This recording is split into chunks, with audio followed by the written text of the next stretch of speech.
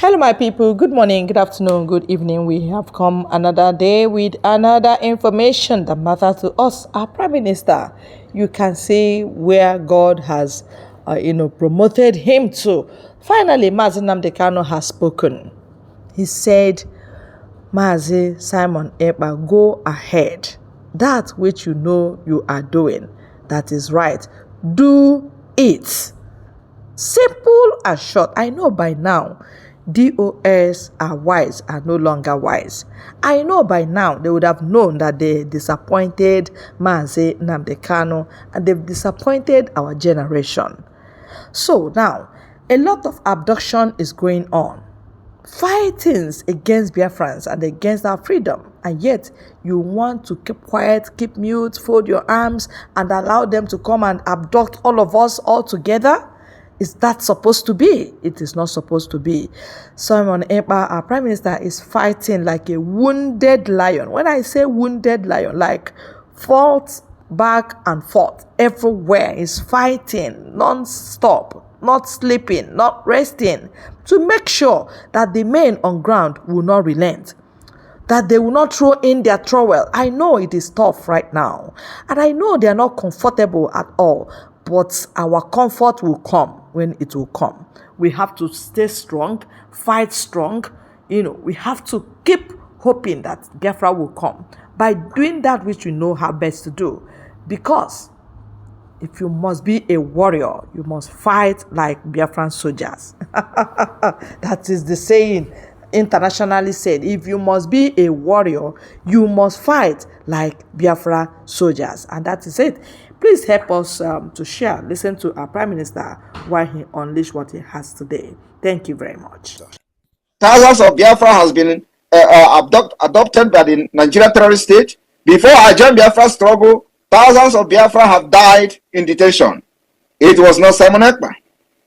And what I'm trying to do today is to make sure that the atrocities committed against Biafra people before I even joined the Biafra struggle is revenged. Number one, we must revenge the killings of Biafrans in the 60s. Today, nobody has been tried in any court internationally as for war crime. For the crime of genocide, which is the highest crime that have committed after the Holocaust, nobody has been tried in Nigeria. We will take that law into our hand by defending our land today. In the 21st century, the mark of that, the wound of that killings of Biafra is very, very, very glaring on us today.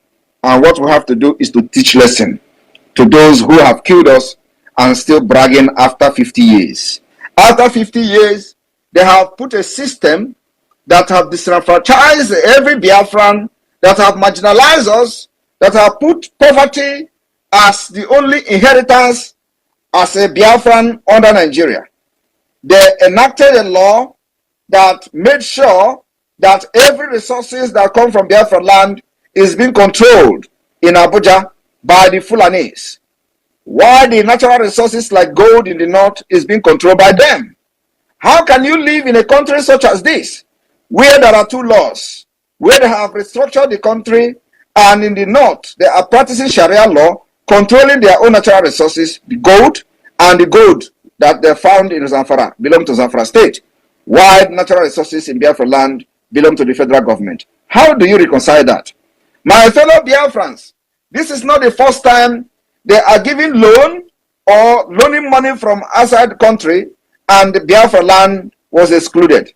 During the time of DK Kwerimadu that is serving jail term in London today, they collected loan from China and not Southeast was excluded from that loan. Today, they have also excluded the Southeast and South part of Biafra in the student loan, which is even a very good development, because before, during the time they shared the loan from China, they gave at least 1 small percent to the South then, because then it was not clear whether these people have been deceived or not.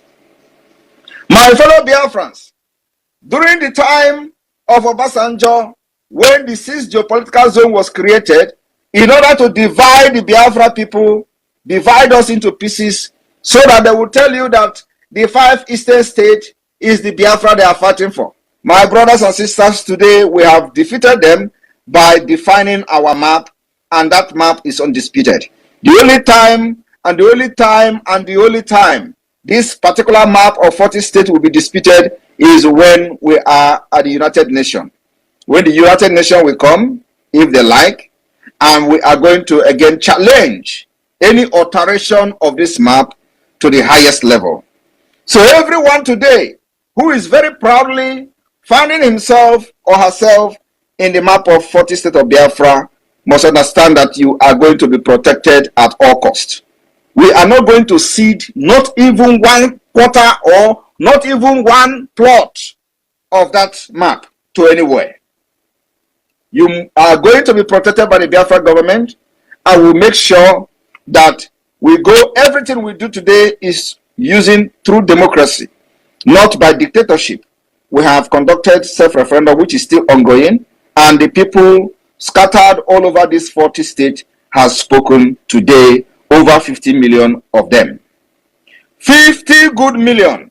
How many were you in the Nigeria general election? Because the people are tired and they are no longer interested in Nigeria. Only 25 million. Today we have doubled that number. And this has further shown that not only that these people disenfranchise us, there is no data. It was on purpose. They made sure that there is no data so that they will continue to tell lies about your population. Biafra, we are going to have one of the world-class database systems, just like Finland. My brothers and sisters and my fellow citizens of Biafra, I promise you that I am bringing Finland to Biafra. And what does that mean? What it means is that I am bringing a system of government where your right will be protected. I am bringing a system of government where if you do not have money, the government will care for you. I am bringing a system of government where you can stay in your home and cast your vote. I am bringing a system of government where you are going to have a world-class and world-standard national insurance scheme where you can go to hospital and without dropping any deposit, the hospital will treat you. You are going to be examined with the world-class, state-of-the-art machines and facilities. That is the kind of system I'm bringing. I am bringing Finland to Nigeria, to Biafra, and after that, every other thing about security will be a bygone. I am bringing Finland to Biafra, where the political parties will have their elections and the people will make their choice without anybody carrying gun to kill each other. I am bringing a system where you can never forge our national identity card nor the Biafra passport. I am bringing a system of government where you are going to travel as a Biafran, and whenever you present your ID card or passport, the immigration authority will already know that Biafra is built on the marble and on stone, that nobody can forge and present their identity card on or the international passport. I am bringing Finland to Biafra. It is going to be a system where when you answer yes, your yes is yes. Not when you answer yes, somebody will go and start investigating it, whether it was supposed to be no. I am bringing a sense system, what is going to be the beginning of the civilization in Africa. That is exactly what I'm bringing to the Biafra people. And I know they understand this. I have promised them several times, I am bringing Finland to Biafra. Today, everything the Biafra Republic government in exile has done is exactly the system of Finland. We have adopted international, the national ID card, which is going to have a very highly secured e-ID card that has the same feature with the European Union ID card. Are you aware of that? Are you aware that the security features of our national ID card as a government in exile and the de facto government who is yet to gain independence the security future is the same standard with the European Union. That's where we are starting. Very expensive, but it is worth doing. What this means is that the database system of Biafra is going to be as strong as the Schengen system.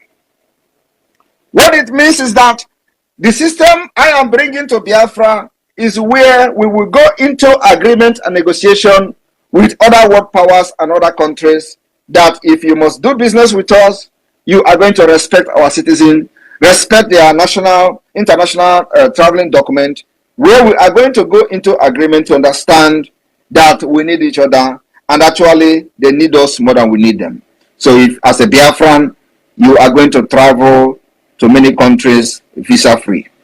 I am promising Biafra people that by the special grace of God, I am bringing a system of government where you are going to be more valued than all these countries that are issuing visa or citizenship on investment, where you can travel over 120 something countries where you have their international passport.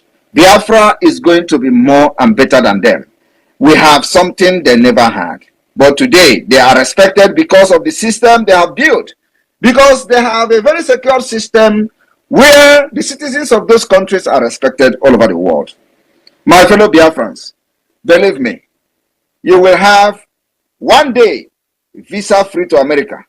You will be begged to travel to America and you will have no reason to travel to America except when you want to go on holidays. And many of you will not even go to holidays because you are going to have that thing they have in America in Biafra land. My fellow Biafrans, I want to inform you that today we have a very high level meeting with developers that are already interested in building more than Dubai in Biafra land. I am just overwhelmed and too happy this evening that such is happening. That is the dream I have for the Biafra people. A lot of investors are already coming, knocking at our door. When are we coming? When are we coming? Is it after December? When should we start? The investment they are running, those investors that are running away from Nigeria, they are knocking at our door. And I promise them that from the December 2nd, we are going to have a very long way because I know Nigeria is not going to give up very easily. But one thing I promise them is that it doesn't matter how long it takes. If it takes us 10 years to fight Nigeria after December 2nd. Igosi ya bụ ife ndị ọzọ anyị ji maka ya wee bịa maka ife anyị na-eji gosi nkịta ọ nnukwu ife ka ọ bụ ya Biafran cabinet meeting on international level. Kabaro ki subscribe turn on your notification ebe ese bere aka metu ya aka ka o on so that kila pin miss any of our update dịka na otu n'iru akwụkwọ na Eastern News 24. We can continue going if I nege. There are certain important issues that when they are raised, you also now accepted that serious issues of concern like this, that the people sometimes don't trust on the credibility of their representatives, that is the reason we do have referendum and plebiscite. You said it here. So why do you confuse your own self? It is one thing for people to be confused by others, people to be deceived by others. But it is a very serious crime against humanity when a man by himself opts to deceive himself. You are talking about referendum. You are talking about the state actor not, because you want to refer to the legal maxim which states that you cannot be a judge in your own case, Nemo Judas in Kashishwa. But your own brother is held by Nigerian state because he has a case with the Nigerian state, and the Nigerian own court is adjudicating on his matter, and the same Nigerian court is afraid of even giving him a free or a leeway to even defend himself. They implanted chips and cameras in his. They don't want the barristers to, even with that condition, the barristers are even proceeding. But they keep adjourning the case from today to indefinite until today. So it is good. If it has to do with, it is the same case now you refer to. You were accusing the lady who, when she was a journalist, she was hiding what she was made of. And now she is appointed. Now she is showing her real character of her hatred and spite against the Igbo race. Now you are the one now pointing out these things. How come now that you don't know that this is the same thing that is applying? No, you cannot be a judge in your own case. Hey. So when it has to do with the other people, they can be a judge in their own case. When it has to do with your own people, they don't deserve to be a judge in their own case because you want to be politically correct. Oga, come on, make sure no say, I have respect for my elders, but when they go as far as misbehaving to the detriment of a mass population of people, this is over 17 million people that you joke, you play gamble with their fate, with their destiny. Oh, if they do the referendum, you don't even think if Igbo people really want that, but it should be done. Onyala. So you want the same inconsistent, the same terrible INEC to be the one now to conduct referendum for you. I want to ask you, what happened to the census count that you have held all through Nigeria, and why is there no more census in Nigeria? Is your policy for census not 10-year interval? So when last did you conduct census? Then why not, if not? Because there was fear. There was serious fear. Goodluck Jonathan had to, reveal things that was kept in the dark for a long time. Obasanjo, as a coward and as a coward Yoruba he was, and acted cowardly as expected. When he had the opportunity to reverse the criminal the census, the manipulated census count that contributed to the robbing of the southern Nigerians, it was his time to correct it. Today, as a coward he was, and he is still, he refused to do that. Releasing or opening up of the Kanu'S refinery, Obasanjo knew of it, and he advised Jonathan that there was something like, he took Jonathan, ordinary bloody civilian, to do that. And when it was time to stand for Jonathan, Jonathan wasn't, obeying all his criminal intentions. He now had to tell the North, you see, Jonathan, he was the one that opened the refinery, the hoarded oil. The hoarded oil, it was Jonathan, he used it against Jonathan.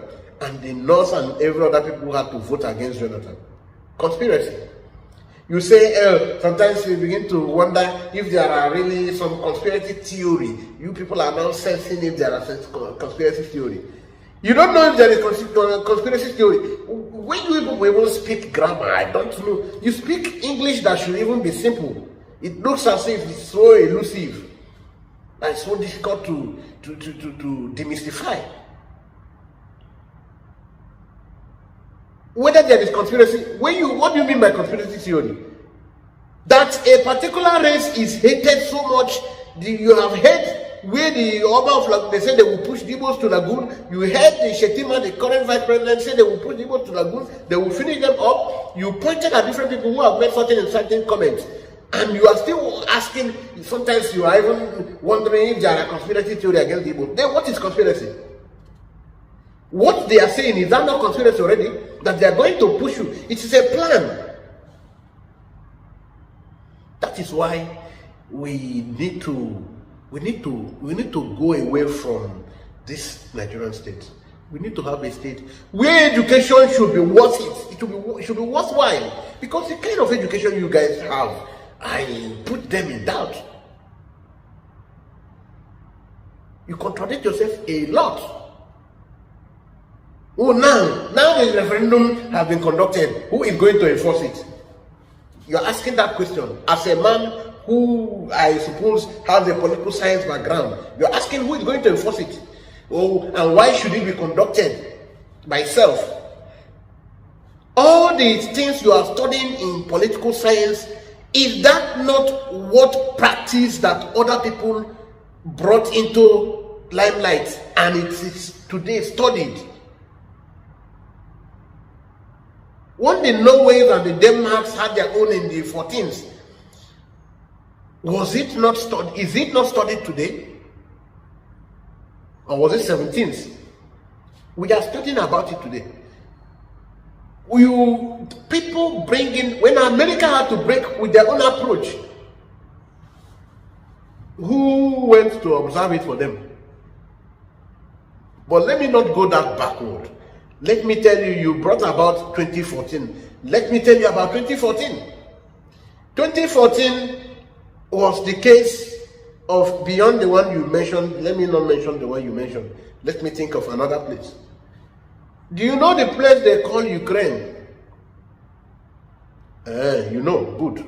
And you know the place they call Crimea? Good. And the Crimea is like the Igbos in Nigeria to what it is to the Ukrainians. And Crimeans say they want to opt out of Ukraine Union. Did Ukraine accept their move? No. Did Eritrea you mentioned accept, did Ethiopia accept that of Eritrea? No. Did it result to gun running? Yes. All right, dear friends, you can all hear what we are hearing here now. Conspiracy against the Igbos is innumerable. We can't even quantify it because it's so vast. In all ramifications, there is conspiracy against us. Thank God for the likes of Mazi Nnamdi and the likes of Simon Ekpa who have said instead of them to subdue us, we will all sink them. And that is the stage we are right now. We will not allow that because we have known where they are driving us at. And we've known that there is no hope in what they are doing.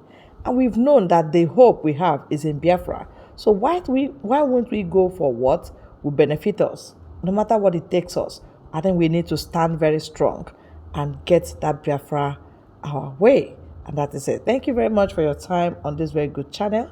God bless you all.